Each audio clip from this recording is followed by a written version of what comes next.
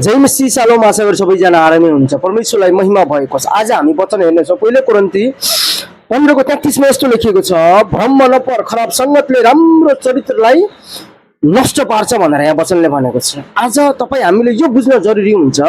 कति मानिसहरूले विश्वासीहरूले नै, क्रिस्चियनहरूले नै विरोध गरेका छन् कि संसारी गीत सुन्दैमा के हुन्छ र, संसारी गाना सुन्दैमा के हुन्छ र, हैन? किनकि तिनीहरूले संसारी गानाले आनन्द बनाएको हुन्छ नि, त्यही भएर उहाँहरूले भनेका हुन्छन्, कतिले विरोध गरेका हुन्छन्।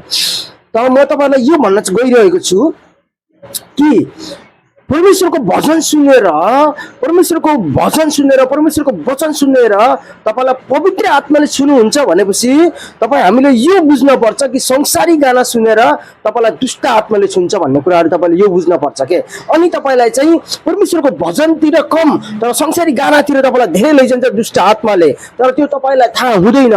त्यसैले यो बुझ्न जरुरी हुन्छ कि हामी आत्मिक रूपमा चाहिँ संगतको सँग गर्दैछौँ त, परमेश्वरसँग संगत गर्दैछौँ या संसारी गानामा संगत गर्दैछौँ। तपाईँले परमेश्वरको भजनमा तपाईँले संगत गर्नुभएको छ भने त्यो पवित्र आत्माले तपाईँलाई परमेश्वरसँग सम्बन्धमा जुडाउँछ।